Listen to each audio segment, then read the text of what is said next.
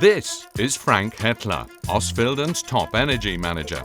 His job, to lower energy consumption, especially in public buildings, with the help of database monitoring.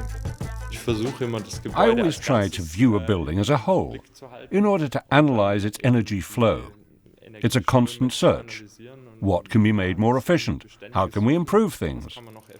Concerto gave us a lot of impetus in this direction. Database monitoring is our housekeeping system. Financial analysis offers us a degree of transparency in energy consumption. Monitoring tells us that a measure is working, or in some cases, that it's not. Here's a diagram, for example, of annual consumption and how it's changed. It includes trend lines of how high consumption could be now if we hadn't intervened. We started in 2005. The first initiative targeted the town hall. Since then, there's been quite a sharp drop in consumption. Quite a sharp drop? Via these measures, the South German town of Ostfildern has saved over 1 million kilowatt-hours just by reducing heating since 2005. Data like this, together with further data from another 22 EU-funded projects, is collected and analysed by the Institute for Technology in Karlsruhe and then made available to decision-makers.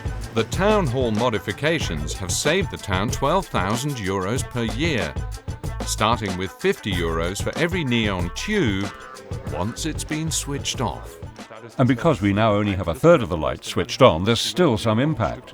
But we're saving a considerable amount of energy.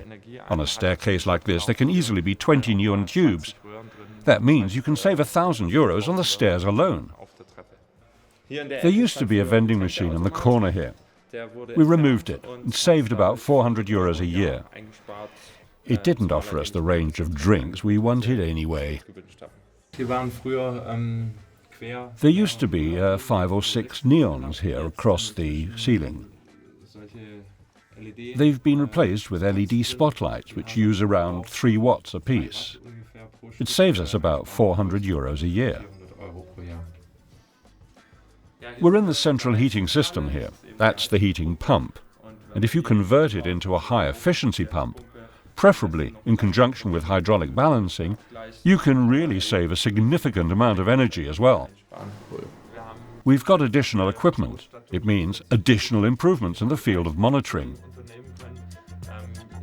With measures like the installation of EU-funded smart metering boxes such as these, which transmit a household's consumption every 5 minutes.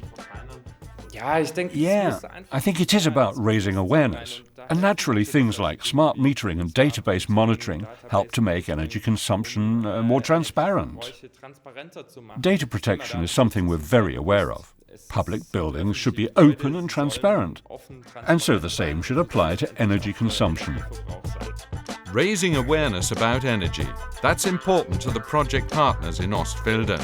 And setting examples like the solar panels at the sports field, a project which is sparing the environment a large amount of CO2 emissions. Yes, it's the combination. Firstly, constructing a relatively energy-efficient building, and then, the icing on the cake, covering its entire energy consumption with renewable energy sources. Of course, that is where you want to end up.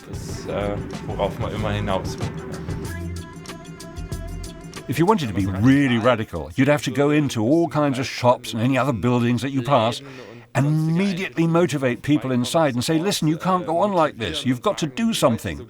You can switch things off. You can save so much energy. It's really easy. All you have to do is to take the first step.